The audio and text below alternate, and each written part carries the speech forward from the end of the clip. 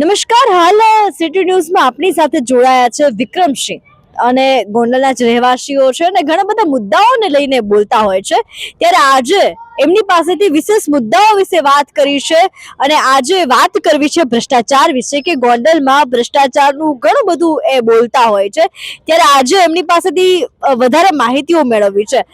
વિક્રમસિંહ, આપનું સ્વાગત છે અમારા સિટી ન્યૂઝમાં. નમસ્કાર બેન, આપને તથા આપણા તમામ દર્શકો મિત્રોને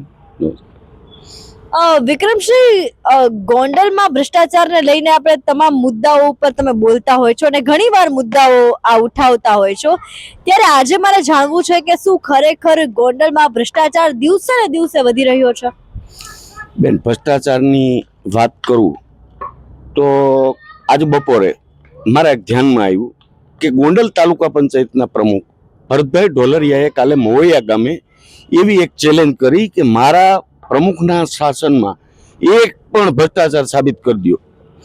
તો બેન, મારી પાસે લડતના ઘણા બધા મુદ્દા છે, ઘણા મુદ્દા હું લડત કરતો હોય એટલે હું ગોંડલ તાલુકાના બીજા મારી પાસે પુરાવા નથી, પણ હું મારા ગામનો રેકર્ડ આધારિત પુરાવો કે છેલ્લા ભરતભાઈના શાસનમાં આપવા માટે સક્ષમ છું. અને ભરતભાઈને આપના માધ્યમથી કહું છું કે જો કાલે તમે મોવૈયામાં ચેલેન્જ કરી હોય તો મોવૈયા નહીં, મને ગમે ત્યાં બોલાવો, હું રેકર્ડ સાથે લઈને આવું, એવો પુરાવો લઈને આવું કે દાખલા તરીકે તાલુકા પંચાયત, અમારા ભુણાવા ગ્રામ પંચાયતનો ભ્રષ્ટાચાર એટલે કે ભુણાવાની સીટ જે શેમડામાં આવે, એ શેમડાના સીટના અતિ વિવાદિત, મેં ભાજપની વિનંતી કરી હતી કે આને ટિકિટ ન આપતા, એને ટિકિટ આપી.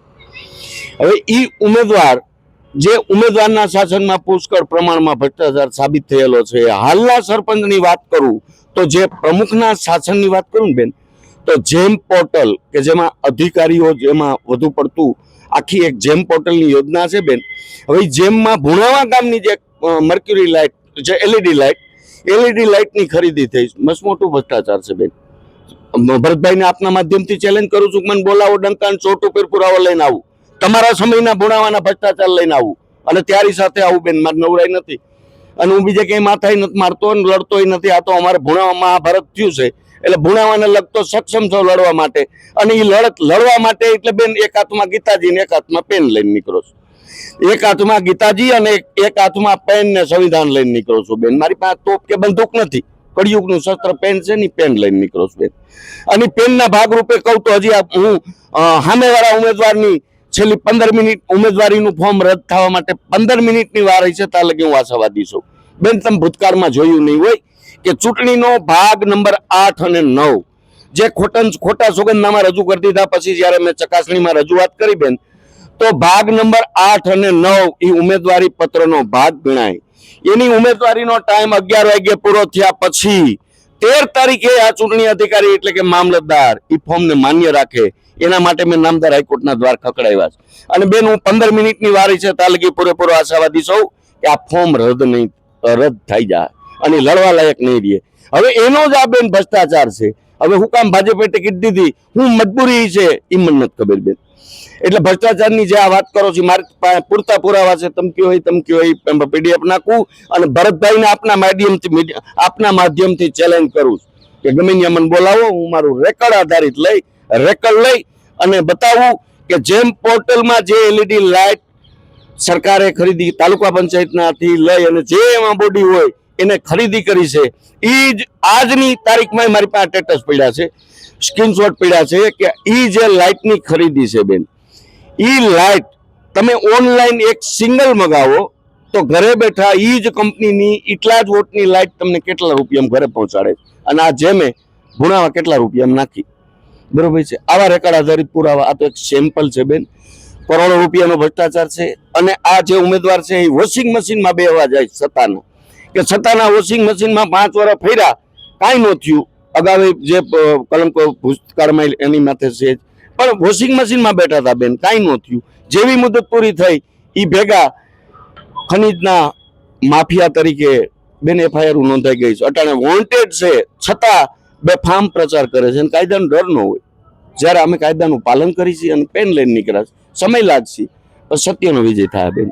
હાલ તમે ગોંડલમાં આટલા સમયથી છો ત્યારે દર વર્ષે ચૂંટણીનો માહોલ આવતો હોય છે ત્યારે તમારા જીવનકાળમાં તમે ઘણી બધી ઇલેક્શન ચૂંટણીઓ જોયેલી છે ત્યારે આ વખતે હવે અત્યારે જે બિનહરીફ ગોંડલ જે બિનહરીફ જાહેર થયું છે અને બધાએ ખુશી વ્યક્ત કરી છે તો શું કહેશો ગોંડલમાં બિનહરીફ વિશે? બેન, જે તે સ્થિતિ માનો કે બિનહરીફ થયા એમાં ક્યાંક ને ક્યાંક કોંગ્રેસ વાળા એવું કહે કે ભાઈ અમારે આવી રીતે આમ થયું, રદ થયા. ભાજપ વાળા કહે કે ભાઈ એમાં એને પૂછ્યા વગરના સોગંદનામા એટલે કે એને ટેકેદારમાં સહી લઈ લીધી હોય એવા પાછળથી જાય કે ભાઈ અમને પૂછ્યું નહોતું, અમને ખબર નહોતી, એના કાંઈ ન હોય, તરત નિકાલ થઈ જાય અને થતું હોય. પણ એટલું હું ચોક્કસ કહું કે હાલ ગોંડલની જેટલા લડવા યોદ્ધા ઊભા છે અને સ્થિતિ એટલી બધી ખરાબ છે કે કોઈ કલ્પના ન કરી શકે એટલું સાયલન્ટ ગોંડલ થયું છે. અને એમાં ખાસ કરીને તાલુકાનો વિસ્તાર ખૂબ સાયલન્ટ મોડમાં છે બેન, બરોબર છે. એટલે તમે કહી ન શકો કાંઈ કે કોનું ક્યાં પાછું વધુ ઉજળું છે, કોનું ક્યાં પાછું સજળ છે, સબળ છે. બેન, પેટી ખુલે ત્યારે ખબર પડશે. હાલ ગોંડલની જનતાને આપના તરફથી કોઈ નાનકડો મેસેજમાં પહેલા તો હું બધા જેટલા ઉમેદવારો વૈધા છે ને કે જે ઉમેદવારી પત્ર રદ કરવામાં વૈધા છે બધાને વંદન કરું છું કે એને લોકશાહી ટકાવવા હાટુથી આવ્યા છે. બાકી આ ગોંડલની અંદર જેને ઉમેદવારી કરી છે ને એને ખબર હોય કે એ સત્તા હાટુથી બેન એને ઉમેદવારી નથી કરી, એને મારા સલામ છે. જે લોકશાહીનું જતન કરવા હાટુથી ઉમેદવારી કરી, પછી ચાહે આપ હોય કે કોંગ્રેસ હોય કે અપક્ષ હોય, એને હું વંદન કરું છું બેન. તમારા મતે ઉમેદવારો કેવા હોવા જોઈએ? બેન, ઉમેદવારની લાયકાતની વાત કરી તો હવે આમાં તો છે ને બેન, અત્યારના સમયમાં તો જેમ વધારે છે ને ભ્રષ્ટાચારમાં ખડાયેલા હોય એનો આ સેમ્પલ દઉં છું કે એવા જ વધારે સક્સેસ છે ને એ જ હાલે. સાચા જમાનો જ નથી કે હરિચંદ્રન દીકરા થાવ કોઈ મત ન દે તમને. તમને નાગાઈ આવડે, તમને દાદાગીરી આવડે, તમને મતની પેટીઓ ભરતા આવડે તો તમારી નોંધ લેવાય ને એ સત્તા ઉપર આવે છે. જોવો છો તમે બધે. આપનો ખૂબ ખૂબ આભાર. તો આ હતા આપની સાથે વિક્રમસિંહ કે જેમની સાથે આપણે વાત કરી ભ્રષ્ટાચાર વિશે ઘણા મુદ્દાઓ ઉઠાવતા હોય છે અને હવે એક નવું બીડું એમને હાથમાં ઉપાડ્યું છે કે ભ્રષ્ટાચાર હાથમાં એક બાજુ સંવિધાન લઈને અને એક બાજુ કલમ લઈને. હવે જોવાનું છે કે વિક્રમસિંહ આ લડતને કેવી માત આપે છે.